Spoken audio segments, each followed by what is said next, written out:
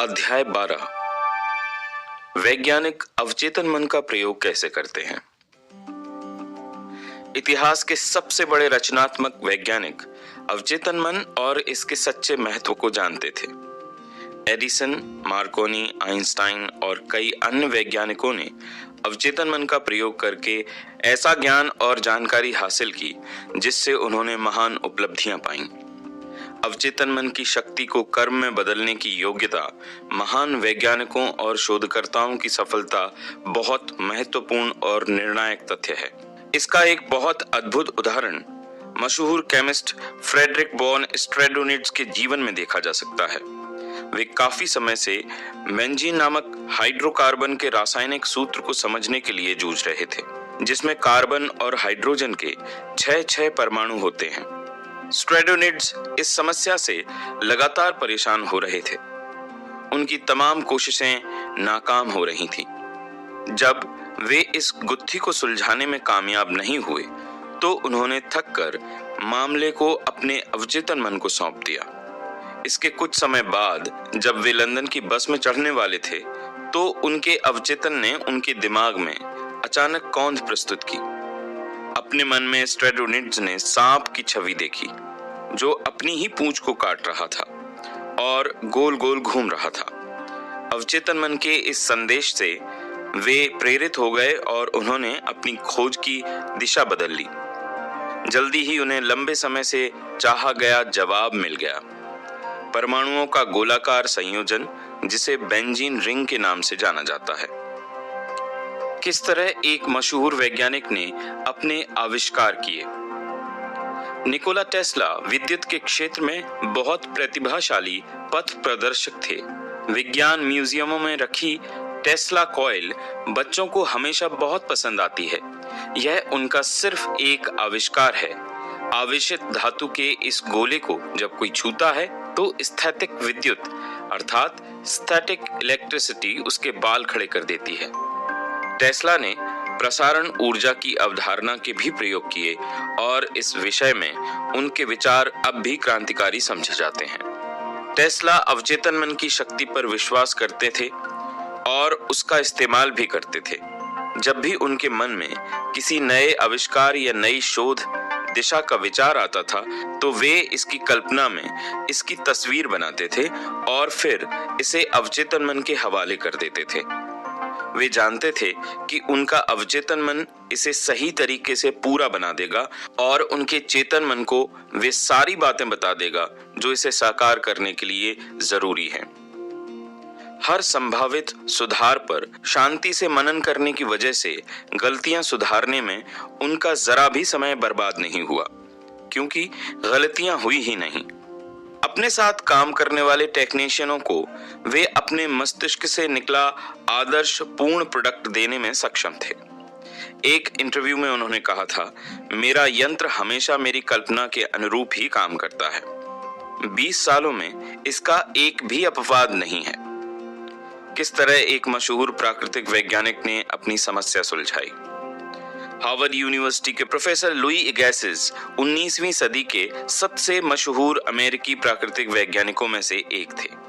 उन्होंने अपने अवचेतन मन की महान शक्तियों को नींद में महसूस किया। नीचे दिया गया उदाहरण अगेसिस की जीवनी से लिया गया है, जिसे उनकी विधवा पत्नी ने लिखा है। वे 2 सप्ताह से एक पत्थर के टुकड़े पर संरक्षित फॉसिल की धुंधली छाप को समझने की कोशिश कर रहे थे। थकने और चकराने के बाद उन्होंने आखिरकार अपना काम एक तरफ रख दिया और उसे अपने दिमाग से निकालने की कोशिश की। इसके ठीक बाद एक बार आधी रात को जब उनकी नींद खुली तो उन्हें यकीन था कि सोते समय उन्होंने उसी मछली को देखा था जिसमें सभी खोए हुए अंग पूरी तरह से दिख रहे थे। लेकिन जब उन्होंने उस छवि को याद करने की कोशिश की तो वह उन्हें याद नहीं आई। बहरहाल वे यह सोचकर जॉर्डिन डेस प्लांटिस के पास एक बार फिर उस छाप को देखने गए ताकि शायद उससे उन्हें सपना याद आ जाए। यह कोशिश बेकार हुई। धुंधला रिकॉर्ड पहले जितना ही अस्पष्ट था। अगली रात को मछली उन्हें दोबारा दिखी, लेकिन परिणाम पहले से ज्यादा संतोषजनक नहीं थे। पहले की तरह ही जागने पर छवि गायब हो गई। वही अनुभव एक बार फिर दोहराया जाएगा। इस उम्मीद में तीसरी रात को उन्होंने सोने से पहले अपने पलंग के पास एक पेंसिल और कागज रख लिया। हुआ भी यही। सुबह के करीब मछली एक बार फिर उनके सपने में आई। पहले तो अस्पष्टता से, लेकिन बाद में इतनी स्पष्टता से कि उन्हें इसके जैविक अंगों के बारे में जरा भी शंका नहीं रह गई थी। आधे सपने और पूरे अंधेरे में उन्होंने बिस्तर के पास रखे कागज पर मछली की आकृति बना ली। सुबह जब वे जागे तो अपने रात वाले स्केच में ऐसे अंग देखकर हैरान रह गए जिनके बारे में उन्हें लगता था कि फॉसिल में इनका मिलना असंभव था। वे जल्दी से जॉर्डन डेस्प्लांटिस के पास गए। स्केच के मार्गदर्शन से उन्होंने पत्थर की सतह को छेनी से छीला जिसके नीचे मछली के बाकी अंग छिपे हुए थे। जब मछली पूरी तरह से बाहर आ गई तो यह उनके सपने और स्केच के अनुरूप निकली तथा वे आसानी से इसका वर्गीकरण कर पाए। किस तरह एक असाधारण डॉक्टर ने डायबिटीज की समस्या सुलझाई। 1920 के दशक में मशहूर कनाडाई डॉक्टर और शोधकर्ता डॉक्टर फ्रेडरिक बेंटिन ने अपना ध्यान डायबिटीज की ओर मोड़ा। उस वक्त तक चिकित्सा विज्ञान इस बीमारी की रोकथाम का कोई प्रभावी उपाय नहीं सुझा पाया था। डॉक्टर बेंटिंग ने इस विषय पर प्रयोग करने और इस पर उपलब्ध अंतर्राष्ट्रीय साहित्य के अध्ययन में काफी समय लगाया, लेकिन उन्होंने जो भी रास्ता खोजा वह बंद मिला। असफल कोशिशों के लंबे दिन के बाद एक रात को वे सो गए। नींद में अवचेतन मन ने उन्हें निर्देश दिया कि वे कुत्तों की बिगड़ी हुई पैनक्रिएटिक से अवशेष निकाल लें। इस प्रेरणा से वे इंसुलिन की खोज कर पाए, जो आज भी असंख्य लोगों की मदद कर रही है। आप ध्यान दें, डॉक्टर बेंटिंग काफी समय से चेतन मन से इस समस्या को सुलझाने की कोशिश कर रहे थे। उनके अवचेतन ने इसके अनुरूप प्रतिक्रिया की। इससे यह निष्कर्ष नहीं निकलता है कि आपको भी हमेशा रातों रात जवाब मिल जाएगा। हो सकता है जवाब कुछ समय तक न मिले। हताश न हो। हर रात सोने से ठीक पहले समस्या अपने अवचेतन मन के हवाले इस तरह करते रहें जैसे आपने यह काम पहले कभी न किया हो। अगर समाधान मिलने में ज्यादा देर लगे तो संभव है आप यह सोच रहे हों कि अवचेतन मन को सौंपा गया सवाल इतना बड़ा है कि उसे सुलझाने में लंबा समय लग जाएगा। यह हैरानी की बात नहीं है। आमतौर पर हम सभी को यकीन होता है कि हमारी समस्याएं मुश्किल हैं। अगर वे मुश्किल नहीं होती तो वे समस्याएं नहीं होती। बहरहाल यह सोच गलत है। आपका अवचेतन मन समय और स्थान के बंधन से परे है। यह यकीन करते हुए सोने जाएं कि आपको जवाब अभी मिल गया है। यह घोषणा न करें कि जवाब का भविष्य में इंतजार करना पड़ेगा। परिणाम में आस्था रखें। इस पुस्तक को पढ़ते समय अभी विश्वास करें कि आपकी समस्या का एक जवाब है, एक आदर्श समाधान है। किस तरह एक वैज्ञानिक सोवियत कंसंट्रेशन कैंप से भागा। डॉक्टर लोथार बॉन ब्लैंकश्मिट प्रतिभाशाली इलेक्ट्रॉनिक्स इंजीनियर थे। द्वितीय विश्व युद्ध के दौरान उन्हें एक सोवियत कंसंट्रेशन कैंप में कैद कर दिया गया। वे अपने बचाव और अंततः आजादी की ओर भाग निकलने का श्रेय अपने अवचेतन मन की शक्तियों को देते हैं। मैं रूस में एक कोयला खदान में युद्धबंदी था और मैंने जेल में अहाते में अपने चारों तरफ लोगों को मरते देखा। क्रूर पहरेदार, दंभी अफसर और चालाक कम्युनिस्ट अफसर हम पर नजर रखते थे। थोड़े से भी मेडिकल चेकअप के बाद हर कैदी को कोयले का कोटा तय कर दिया जाता था। मेरा कोटा 300 पाउंड प्रतिदिन था।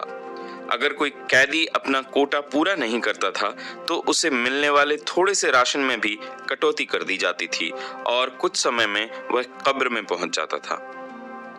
मैं वहां से भागने पर ध्यान केंद्रित करने लगा। मैं जानता था कि मेरा अवचेतन मन किसी न किसी तरह से कोई रास्ता खोज लेगा। जर्मनी में मेरा घर तबाह हो गया था, मेरा परिवार मिट गया था, मेरे सभी मित्र और पूर्व सहयोगी या तो युद्ध में मर चुके थे या फिर कंसंट्रेशन कैंपों में थे। मैंने अपने अवचेतन मन से कहा, मैं लॉस एंजलिस पहुंचना चाहता हूं और तुम्हें रास्ता खोजना है। मैंने लॉस एंजलिस की तस्वीरें देखी थीं और मुझे कुछ सड़कें और इमारतें बहुत अच्छी तरह याद थीं। मैं उन्हें बार बार याद करने लगा। हर दिन हर रात में कल्पना करता था कि मैं विल्शायर रोड पर एक अमेरिकी लड़की के साथ टहल रहा हूं, जिससे मैं युद्ध से पहले बर्लिन में मिला था। अब वह मेरी पत्नी है। मेरी कल्पना में हम स्टोर्स में गए, बसों में यात्रा की और रेस्टोरेंट में भोजन किया। हर रात मैं खास तौर पर खुद को अपनी काल्पनिक अमेरिकी कार में लॉस एंजलिस की सड़कों पर इधर से उधर जाते हुए देखता था। मैंने यह सब बहुत स्पष्ट और वास्तविक बना लिया। मेरे मस्तिष्क में ये तस्वीरें उतनी ही वास्तविक या स्वाभाविक थीं जितना कि कंसंट्रेशन कैंप के बाहर लगा पेड़। हर सुबह प्रमुख पहरेदार लाइन में खड़े कैदियों को गिनता था। वह कहता था 1, 2, 3 आदि। एक दिन जब 17 नंबर पुकारा गया, जो मेरा क्रम था, तो मैं अलग खड़ा हो गया। इस बीच पहरेदार को किसी ने एक आध मिनट के लिए बुला लिया और वापस लौटने पर उसने गलती से अगले आदमी को 17 नंबर के रूप में गिन लिया। जब शाम को कैदी लौटने लगे तो उनकी संख्या पूरी निकली। किसी को पता ही नहीं चला कि मैं नहीं लौटा हूं, और मैं जानता था कि यह पता चलने में उन्हें काफी समय लगेगा। मैं बिना किसी के पता चले कैंप से बाहर निकल गया और 24 घंटे तक पैदल चलता रहा। अगले दिन मैंने एक वीरान कस्बे में आराम किया। मैं मछली पकड़कर और कुछ जंगली पक्षियों का शिकार करके जिंदा रहा। मैंने पोलैंड जाने वाली कोयले की ट्रेनें देखी और रात में उसमें यात्रा की, जब तक कि आखिरकार मैं पोलैंड नहीं पहुंच गया। दोस्तों की मदद से मैंने लूसर्न, स्विट्जरलैंड का रुख किया। एक शाम पैलेस होटल लूसन में मैंने एक अमेरिकी व्यक्ति और उसकी पत्नी से बात की। उस आदमी ने मुझसे पूछा कि क्या मैं सेंटा मोनिका, कैलिफोर्निया में उनके घर अतिथि बनना चाहता हूं। मैंने स्वीकार कर लिया। लॉस एंजलिस पहुंचने पर मैंने पाया कि उनका शोफर मुझे विल्शायर रोड तथा कई अन्य सड़कों पर ले जा रहा था, जिसकी स्पष्ट कल्पना मैंने रूसी कोयला खदान में महीनों तक की थी। मैंने उन इमारतों को पहचान लिया जिन्हें मैंने अपने मन में इतनी बार देखा था। ऐसा लग रहा था जैसे मैं पहले भी लॉस एंजलिस आ चुका हूं। मैं अपनी मंजिल तक पहुंच गया था। मैं कभी भी अवचेतन मन के चमत्कारों पर हैरान होना बंद नहीं करूंगा। सचमुच इसके पास ऐसे तरीके होते हैं जिनके बारे में हम कुछ नहीं जानते हैं। पुरातत्ववेत्ता किस तरह प्राचीन दृश्यों को दोबारा बनाते हैं। आपके अवचेतन मन में मानव जाति के इतिहास में हुई हर चीज की स्मृति होती है। प्राचीन खंडहरों और पूर्व संस्कृति के लोगों द्वारा छोड़ी गई असंख्य वस्तुओं का अध्ययन करने वाले पुरातत्ववेत्ता अपने काम में काल्पनिक अनुभूति का बेहतरीन प्रयोग कर सकते हैं। उनका अवचेतन मन प्राचीन दृश्यों के पुनर्निर्माण में उनकी सहायता कर सकता है। मृत अतीत दोबारा सजीव बन सकता है। वैज्ञानिक इन प्राचीन इमारतों के टुकड़ों को देखता है और पूर्व सभ्यताओं के बर्तनों, मूर्तियों, औजारों तथा घरेलू सामानों का अध्ययन करता है। अपने शाश्वत मस्तिष्क के डाटा बैंक द्वारा वैज्ञानिक यह जानने में सक्षम होता है कि ये वस्तुएं कब, कैसे और क्यों बनाई गई। वैज्ञानिक की पैनी एकाग्रता और अनुशासित कल्पना अवचेतन मन की निहित शक्तियों को जगा देती है। यह उसे प्राचीन स्तंभों पर छतों की कल्पना करने में समर्थ बनाती है और इमारत के चारों तरफ बगीचों, तालाबों तथा फव्वारों की कल्पना करने में भी कंकाल पर आंखें, नसों और मांसपेशियों का लबादा डाल दिया जाता है और वे एक बार फिर बोल तथा चल सकते हैं। मृत अतीत जीवंत वर्तमान बन जाता है और हम पाते हैं कि मस्तिष्क में समय या स्थान की कोई दूरी नहीं होती है। अनुशासित नियंत्रण और निर्देशित कल्पना से आप हर युग के सबसे महान वैज्ञानिकों और प्रेरित चिंतकों के साथी बन सकते हैं। अपने अवचेतन मन से मार्गदर्शन कैसे पाएं? जब आपको कोई मुश्किल निर्णय लेना हो या जब आप अपनी समस्या का समाधान न देख पा रहे हों, तो तत्काल इसके बारे में सृजनात्मक सोचने लगें। अगर आप भयभीत और चिंतित रहेंगे तो आप सचमुच सोच ही नहीं पाएंगे। सच्ची सोच डर से मुक्त होती है। यहाँ पर एक आसान तकनीक दी जा रही है जिसके द्वारा आप भी विषय पर मार्गदर्शन पा सकते हैं। मस्तिष्क को शांत कर लें और शरीर को स्थिर कर लें। शरीर को आराम से रहने को कहें, इसे आपका आदेश ही पड़ेगा। इसकी कोई इच्छा, मानना, पहल या आत्म चेतना नहीं होती है। आपका शरीर सिर्फ एक भावनात्मक डिस्क है जो आपके विश्वासों और तस्वीरों का रिकॉर्ड रखती है। अपने ध्यान को गतिशील कर लें, अपने विचार समस्या के समाधान पर केंद्रित कर लें। इसे अपने चेतन मन से सुलझाने की कोशिश करें। सोचें कि आप आदर्श समाधान पर किस तरह खुशी जाहिर करेंगे। अगर आपको आदर्श जवाब इसी समय मिल जाए तो कल्पना करें कि आपको कैसा लगेगा। अपने मस्तिष्क को खुशी और संतुष्टि के इस मूड से शिथिल तरीके से खोलने दें, फिर सो जाएं। जागने पर अगर आपको जवाब नहीं मिले तो किसी दूसरे काम में जुट जाएं। संभव है किसी दूसरे काम में व्यस्त रहने पर जवाब खुद ब खुद आपके दिमाग में आ जाएगा। अवचेतन मन से मार्गदर्शन पाने में आसान तरीका ही सबसे अच्छा है। इसका एक उदाहरण देखें। एक बार मेरी कीमती अंगूठी खो गई जो पारिवारिक निशानी थी। मैंने हर जगह उसकी तलाश की लेकिन वह कहीं नहीं मिली। मैं इस नुकसान से चिंतित और दुखी था। उस रात मैंने अपने अवचेतन मन से उसी तरह बात की जिस तरह मैं किसी और से बात करता हूँ। सोने से पहले मैंने इससे कहा, तुम सब कुछ जानते हो। तुम जानते हो कि वह अंगूठी कहाँ है और तुम मुझे बताओगे कि वह कहाँ है। सुबह मैं अचानक इन शब्दों की गूंज के साथ जागा। रॉबर्ट से पूछो। यह मुझे कुछ बहुत अजीब लगा। मैं जिस रॉबर्ट को जानता था वह तो मेरी पड़ोसी का 9 साल का बेटा था। उससे मेरी अंगूठी के बारे में भला क्या और पता होगा। बहरहाल मैंने अपने अवचेतन की आंतरिक आवाज का पालन किया। मैंने रॉबर्ट को उसके आंगन में देखा और मैंने उसे अंगूठी के बारे में बताया। मैंने पूछा, तुमने ऐसी अंगूठी देखी तो नहीं है? उसने जवाब दिया, जरूर। दरअसल वह मुझे कल लुका छुपी खेलते समय झाड़ियों में मिली थी। मुझे नहीं पता था कि यह किसकी है, इसलिए मैं इसे अंदर ले गया और अपनी डेस्क पर रख दी। मैं इसके बारे में साइन बोर्ड लिखकर लगाना चाहता था लेकिन भूल गया। अवचेतन मन आपको हमेशा जवाब दे देगा बशर्ते आप इस पर भरोसा करें। उसके अवचेतन मन ने उसके पिता की वसीयत की जगह बता दी। ह्यूगो आर नामक युवक ने लॉस एंजलिस में मेरे भाषण सुने। उसने मुझे अवचेतन मन की शक्ति के बारे में अपना अनुभव बताया। उसके पिता का अचानक देहांत हो गया था और ऐसा लग रहा था कि उन्होंने कोई वसीयत नहीं छोड़ी थी। बहरहाल उसकी बहन ने उसे बताया कि उसके पिता ने एक बार अपनी वसीयत बनाने का जिक्र किया था और उसे बताया था कि उन्होंने सब में न्यायपूर्ण बंटवारा किया था। ह्यूगो को एहसास था कि अगर उसके पिता की वसीयत नहीं मिली तो जायदाद राज्य के नियमों के आधार पर बांटी जाएगी, जो शायद उसके पिता की इच्छाओं के अनुरूप नहीं होगा।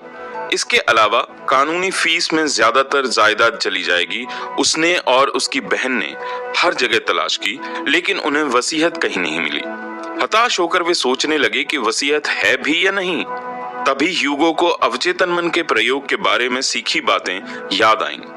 सोने से पहले उसने अपने अवचेतन मन से कहा, मैं अब इस आग्रह को अपने अवचेतन मन के हवाले करता हूँ। मेरा अवचेतन मन जानता है कि मेरे पिता की वसीयत कहाँ है और यह मुझे वह जगह बता रहा है। फिर उसने अपने आग्रह को सारांश में कहा, जवाब दो। उसने इसे बार बार लोरी की तरह दोहराया। वह जवाब दो शब्दों के साथ सोने गया।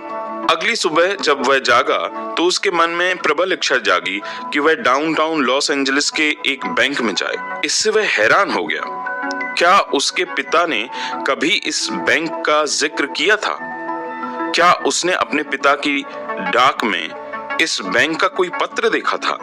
वह नहीं जानता था, लेकिन वह इतना जरूर जानता था कि उसे अवचेतन द्वारा दिए इस संकेत की जांच करनी थी। वह उस सुबह बैंक गया। अंततः एक बैंक ऑफिसर ने इस बात की पुष्टि की कि बैंक में उसके स्वर्गीय पिता के नाम पर एक लॉकर था। जब उस लॉकर को खोला गया तो अंदर वसीयत मिली।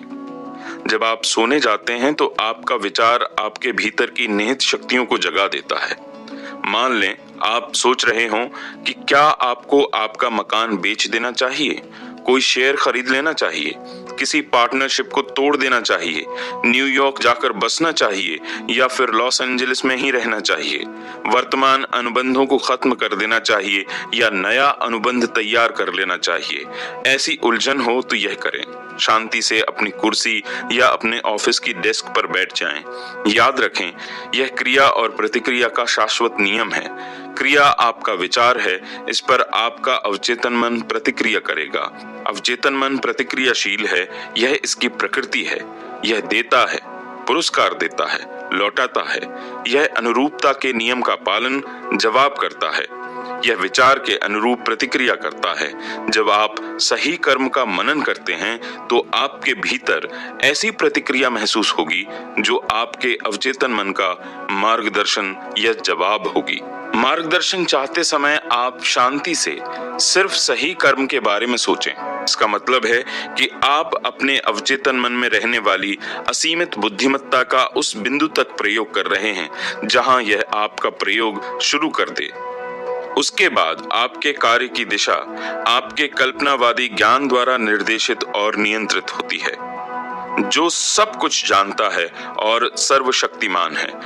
आपका निर्णय सही होगा, सही काम ही होगा, क्योंकि सही करने के लिए आप काम पर अवचेतन का दबाव है। मैं दबाव शब्द का प्रयोग करता हूं क्योंकि दबाव ही अवचेतन का नियम है।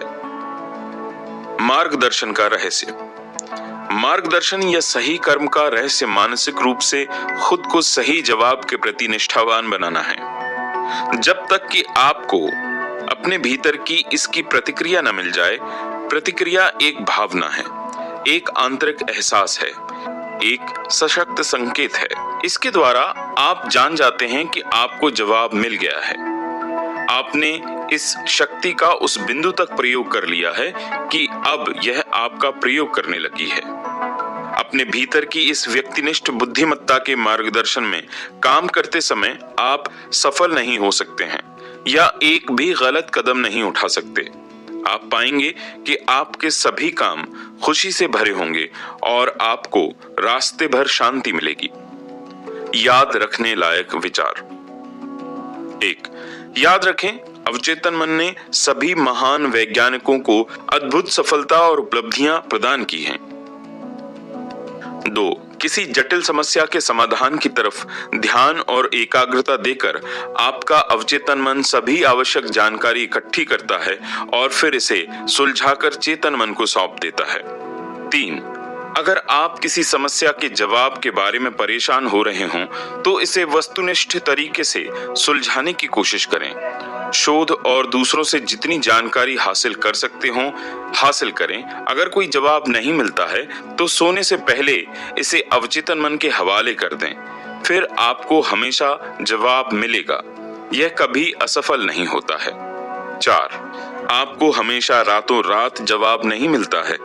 अपने अवचेतन से तब तक आग्रह करते रहें जब तक कि सूरज न निकल आए और छायाएं गायब न हो जाएं।